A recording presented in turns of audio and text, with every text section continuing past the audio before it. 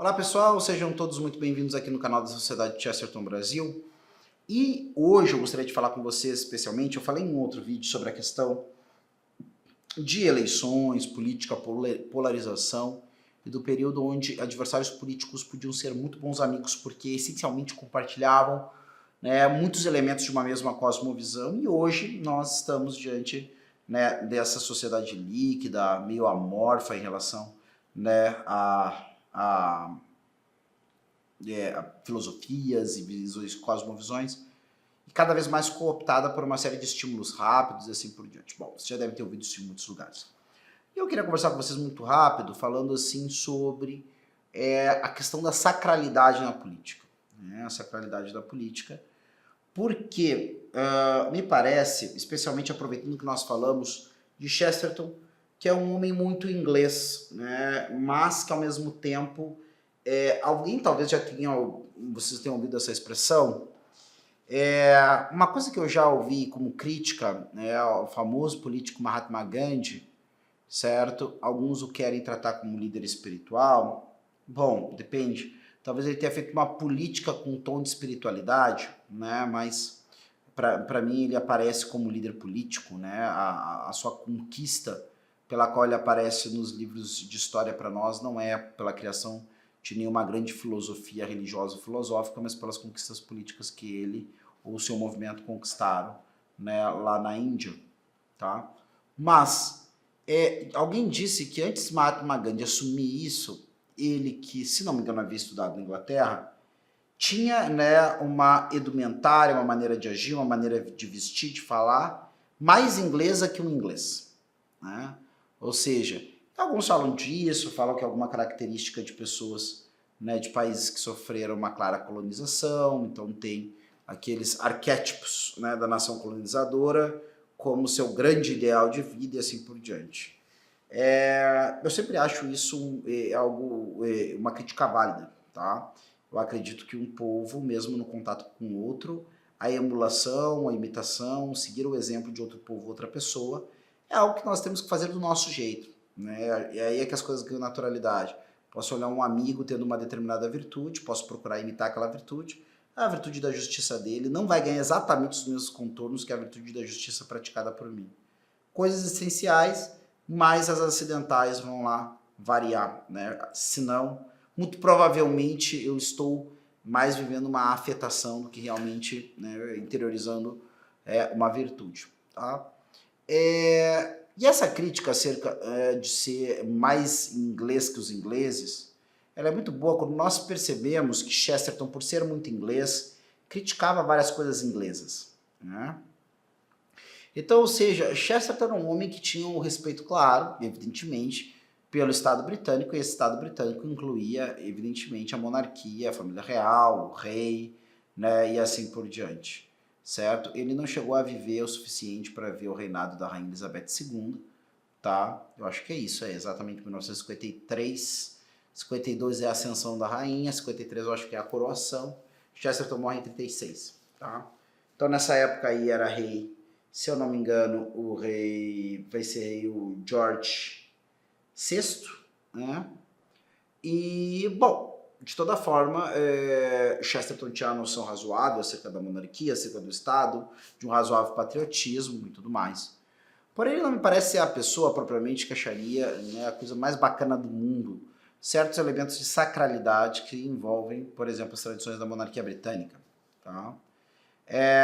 Isso é uma coisa que até hoje causa perplexidade em várias pessoas, das mais diversas correntes ideológicas, que é o fato de ver o rei claramente na sua coroação sendo apresentado com vestes que são reais, por um lado, mas uma ou outra que lembra até mesmo algo de litúrgico religioso. Um exemplo que dou é que o rei Charles, a sua coroação, foi investido com uma estola, tá? Estola, para quem não sabe, talvez já tenham visto, o padre, muitas vezes, quando vai celebrar casamentos, outros sacramentos, tá? E alguns ministros de algumas igrejas mais tradicionais, como a igreja anglicana, é uma faixa, como se fosse uma espécie de cachecol, tá? Sei lá, pode dizer um cachecol, só que em vez de ficar enrolado e tudo mais, ele fica aqui e cai, os dois lados pendentes na frente do corpo, Então, é a estola. E ele era investido numa estola, que tem uma característica muito relacionada ao mundo sacerdotal. Ele promete que vai manter, né, vai defender a lei, a forma e as tradições da igreja anglicana. Ele promete que vai ser, né, que ele é um verdadeiro e leal protestante. Ele, além disso, em vários momentos existem atos propriamente religiosos, orações, unção e assim por diante.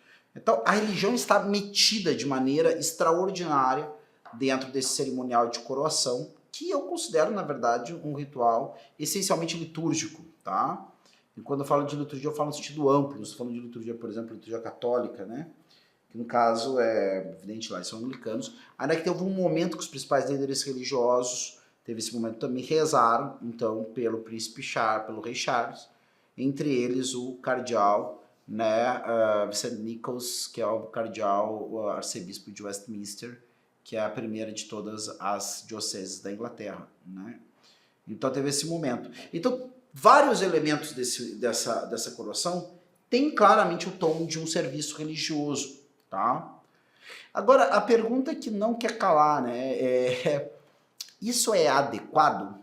É assim que deveria ser? E a impressão que eu tenho é que diante de uma Inglaterra cada vez mais secularizada, com um público cada vez menor, né, que frequente, né, o serviço da igreja estabelecida, é claro que dito que existe alguma ascensão de católicos, né, agora nesse momento, momentos de baixo, momentos de alta, tá? Mas o fato é, esse cara, tá, ele é investido de uma sacralidade que nessa sociedade tão secularizada toca o coração de todo mundo. É emblemático uma cena daquela série The Crown, aonde o príncipe, o antigo rei Eduardo VIII, que é o rei que abdicou para ficar com Wallis Simpson, que era uma americana divorciada, se não me engano 2 vezes já, isso era de fato um grande tabu para a sociedade daquele tempo, certo? Americana e divorciada. Então, para a opinião pública e mesmo para os grandes homens de influência do Reino Unido, era para muitos uma coisa intolerável, né? Outros, né, que já sabiam, conheciam a popularidade do príncipe de Gales, certo? Queriam agora ele como rei, certo? Tá havendo uma certa rejeição ao George VI no começo do reinado dele, tá? E esse homem, o Eduardo VIII, ele começa a explicar. Esse homem viveu a vida inteira dele quase numa espécie de exílio, tá, na França. E aí ele vai assistir então a primeira coroação transmitida pela televisão no mundo. É evidente, o homem foi rei, é evidente que ele vai ver. Ele sempre esteve ligado a essas relíquias. Alguns diziam isso, pelo menos é o que aparece na série, né, que a casa dele na França era meio que um museu da monarquia, né?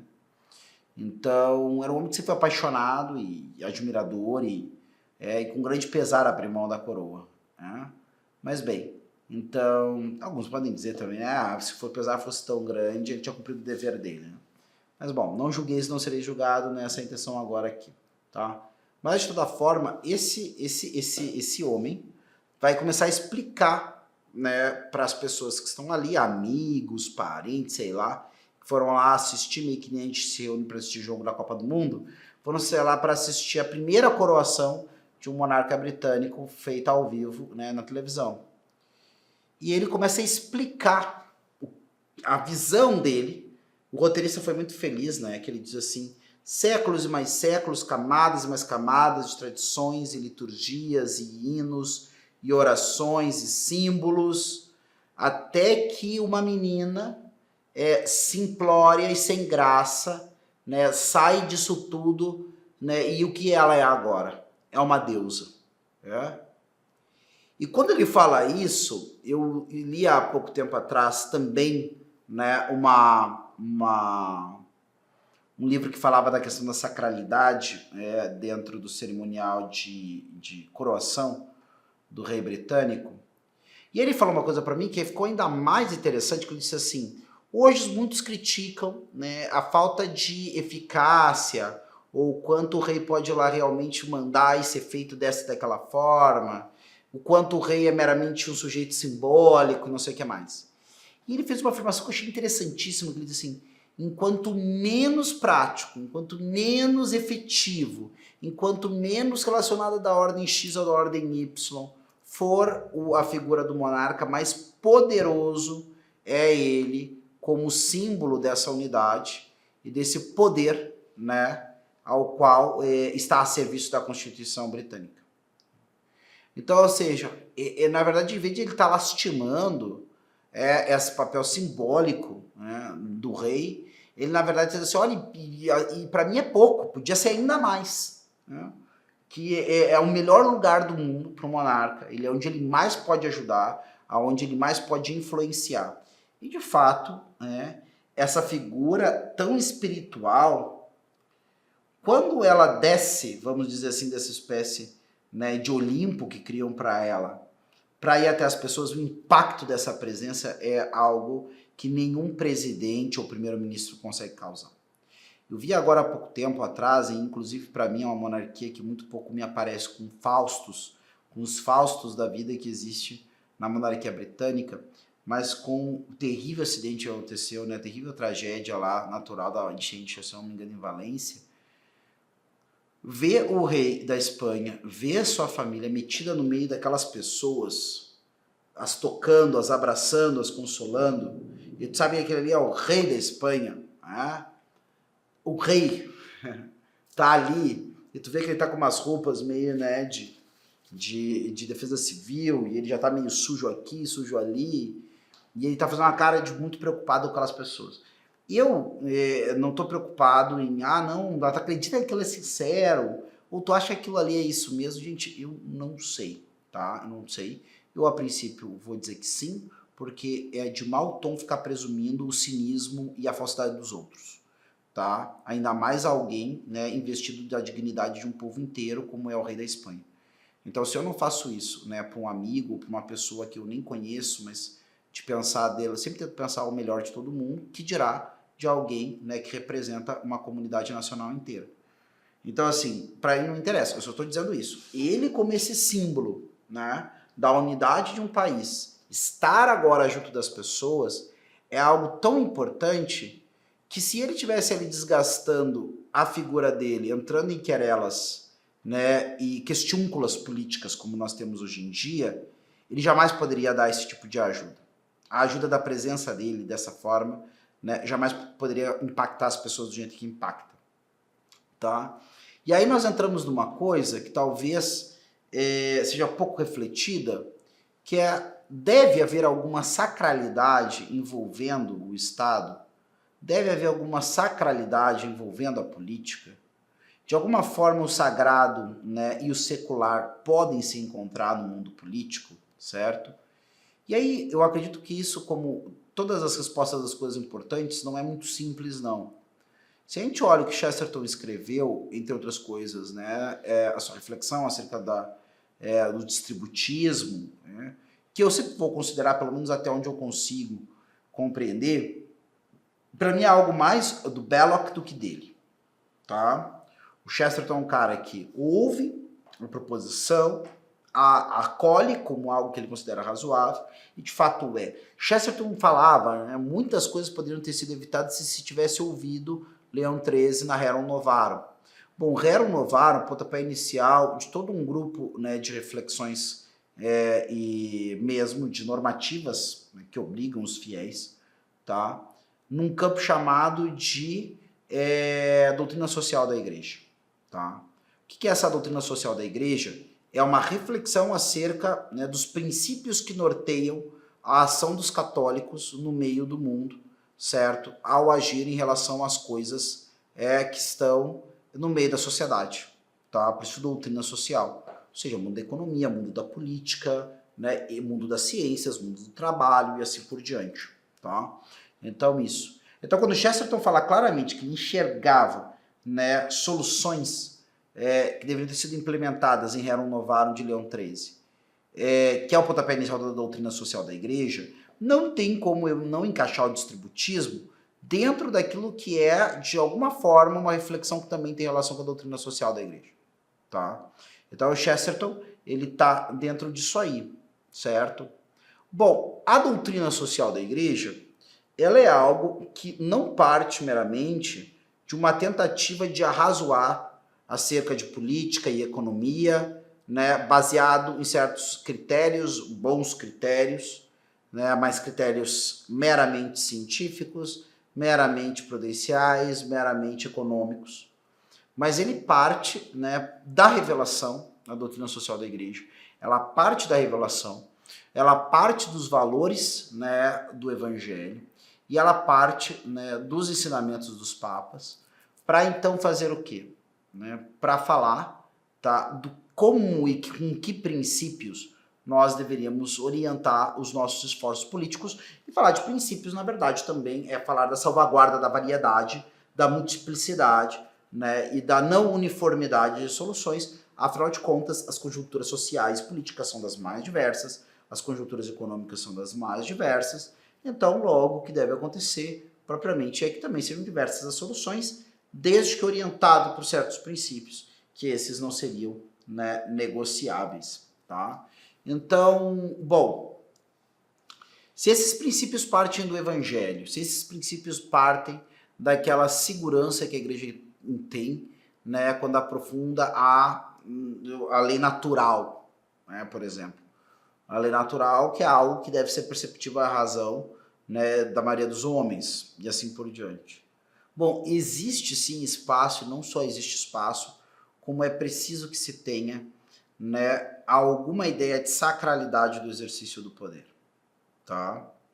Ou seja, será que é adequado toda aquela liturgia de Estado que existe no Reino Unido? Não entro no pormenor, mas é algo a se pensar, né, especialmente. Agora, será que é adequado esse cinismo que às vezes perpassa o mundo político e que nós percebemos, aonde as pessoas lembram todo que é tipo de coisa no seu agir político, menos a nobreza, menos a santidade, menos ao espírito de autossacrifício, menos todos esses grandes valores do serviço, certo? Que dão sentido ao agir de um servidor, tá? Nós falamos, inclusive, assim, daqueles que são funcionários contratados ou concursados, né, do governo, servidores públicos, servidores do público, tá? Então, é isso que deveria nortear essa visão. Esse cinismo também não faz sentido, né? Na minha opinião, não faz sentido de forma alguma. Existe e deve existir, das mais diferentes formas, um lembrete constante de que agir politicamente continua sendo também, né, um tratar humano, um tratar com o ser humano que não está fora, né, do mandato novo de Cristo, que é amai-vos uns aos outros como eu vos amei, tá?